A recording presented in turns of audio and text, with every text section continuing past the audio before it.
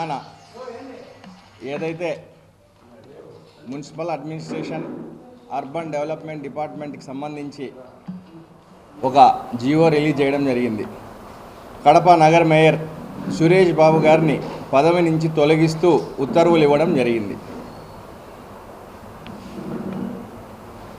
ఈ పరిస్థితులు చూస్తూ ఉంటే ఈ రాష్ట్రంలో ఎవరికైనా ఒకటే న్యాయం, ఒకే చట్టం. ఈరోజు న్యాయం గెలిచింది అనిపిస్తూ ఉంది. ఎందుకంటే తప్పు చేస్తే ఎంతటి వారైనా సరే తప్పకుండా శిక్షకు వాళ్ళ శిక్ష నుంచి తప్పించుకోలేరనే విషయాన్ని ఇవాళ ఈ ప్రభుత్వం రుజువు చేసి చూపించింది. అయితే నిన్నటి నుంచి చూస్తూ ఉంటే కొన్ని మాధ్యమాలలో రకరకాల వైఎస్ఆర్ కాంగ్రెస్ పార్టీకి సంబంధించిన నాయకులందరూ కూడా వాళ్ళ ఇష్టానికి మాట్లాడే పరిస్థితులు మనం చూస్తూ ఉన్నాం. మేయర్ గారిని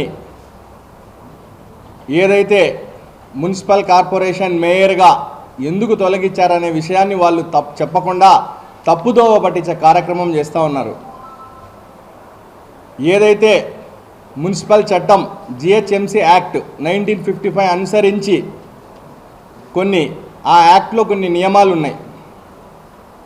ఎవరైతే ఉన్నత పదవుల్లో ఉన్నారో, ఎవరైతే ప్రజల చేత ఎన్నుకోబడ్డారో వాళ్ళకు సంబంధించి వాళ్ళు ఇంట్లో వాళ్ళ కొడుకులు కానీ వాళ్ళ సంబంధించిన భార్య వాళ్ళకి ఎవరైనా సరే వాళ్ళ రిలేషన్ ఏది కూడా ఆ కార్పొరేషన్ పరిధిలో వర్కులు చేయకూడదు అనేది ఒక చట్టం ఉంది. ఆ చట్టాన్ని అనుసరించి నిజంగా ఇన్ని సంవత్సరాలు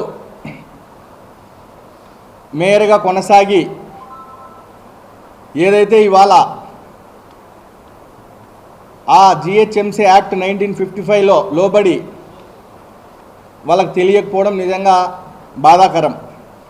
ఇవాళ ఆ విషయాన్ని పక్కదోవ పట్టించడానికి రకరకాల ఆరోపణలు, ప్రభుత్వం మీద ఎమ్మెల్యే గారి మీద రకరకాల ఆరోపణలు.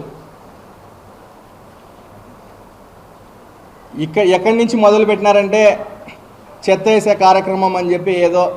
అసలు ఈ కూటమి ప్రభుత్వం ఏర్పడిన తరువాత చెత్త పన్ను రద్దు చేసి ప్రజలందరి దగ్గర కూడా చెత్తను ఫ్రీగా సేకరించాలా అని చెప్పి ఒక నిర్ణయం తీసుకోవడం జరిగింది.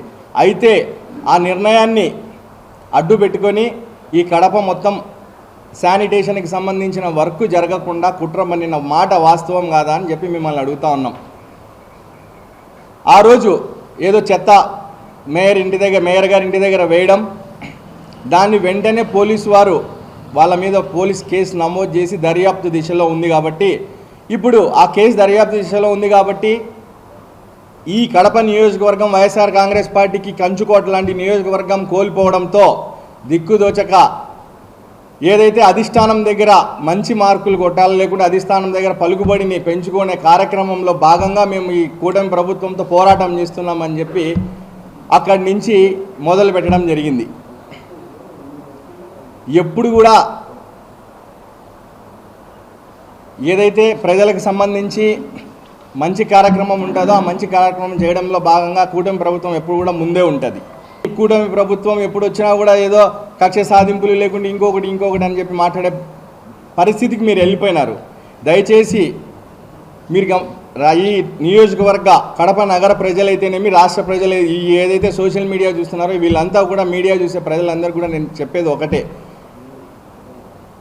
వీళ్ళు ఏదైతే తప్పుదోవ పట్టించే కార్యక్రమం చేస్తూ ఉన్నారో, ఏదో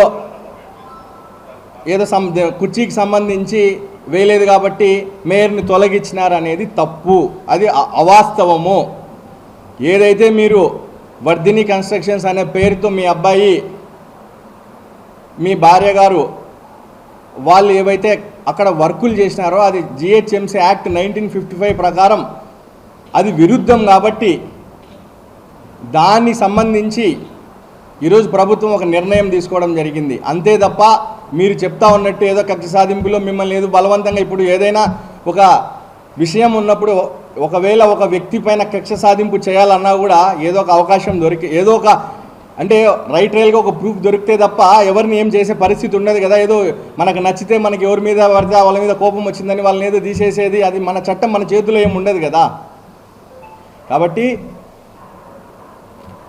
ఈ నియోజకవర్గానికి సంబంధించిన అభివృద్ధి విషయంలో మీరు ఎలాంటి బాధపడాల్సిన పని లేదు. ఖచ్చితంగా రాబోయే రోజుల్లో ఏదైతే మాట ఇచ్చినారో మీరు ఆ గతంలో మీరు చెప్పిన మాటలు ఏంటంటే కడపలో కడప నగరంలోని అన్ని రోడ్లు కూడా మీరు రీవైండింగ్ చేస్తామని చెప్పినారు. కానీ చివరాఖరికి ఎలక్షన్ల ముందు 4 రోడ్లు మనం రీవైండింగ్ చేసి వదిలేసిన పరిస్థితులు మీరు గుర్తుపెట్టుకోవాలా. తప్పకుండా రాబోయే రోజుల్లో ఈ నియోజకవర్గానికి సంబంధించిన ప్రతి ఒక్కటి కూడా గతం కంటే కూడా గొప్పగానే జరిగే కార్యక్రమం జరుగుతాయని చెప్పి మీకు తెలియజేస్తా ఉన్నా.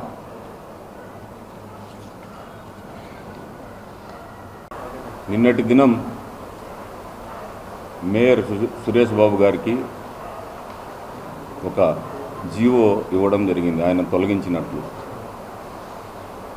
ముఖ్యంగా కడప కార్పొరేషన్ పరిధిలో 50 మంది కార్పొరేటర్లు, 50 మంది కార్పొరేటర్లకు గాను ఒక కార్పొరేటర్ తెలుగుదేశం, మిగతా వాళ్ళు వైసీపీ. ఏ రోజు కూడా ఏ కార్పొరేటర్కు జనరల్ బాడీ మీటింగ్లో పూర్తిగా మాట్లాడే స్వేచ్ఛే లేదన్నమాట. ఏ రోజు ఏ పాయింట్ గురించి మాట్లాడినా, నీటి గురించి అడిగినా, శానిటేషన్ గురించి అడిగినా, దేని గురించి అడిగినా ముందు కూర్చో అంటాడు. మాకు ఏ రోజు స్వాతంత్రం లేదు, కార్పొరేటర్లు మాట్లాడింది లేదు. ఈరోజు అతనికి అర్థమవుతూ ఉంటుంది ఎందుకు మనం ఇంత కార్పొరేటర్లు ఇబ్బంది పెట్టినామని. ఇబ్బంది పెట్టినా ఏదో విధంగా మేము మా డివిజన్కి సంబంధించిన పనులు మేము చేసుకుంటూ పోతూ ఉంటాము. కానీ ఈరోజు ఒక నాయకుడు ఏమంటాడంటే ఇది చిన్న తప్పే, మేయర్ చేసినది చిన్న తప్పే కదా, చిన్న తప్పు గురించి ఇంత రాద్ధాంతం చేయాల్సిన అవసరం లేదు అంటాడు. చిన్న తప్పు పెద్ద తప్పు ప్రజలకు తెలిసిపోతూ ఉంది. ఎవరు ఏ తప్పు చేసినా కూడా శిక్ష అనుభవించాల్సిందే అని చెప్పి, ముఖ్యంగా ఆ వైసీపీ నుంచి వచ్చిన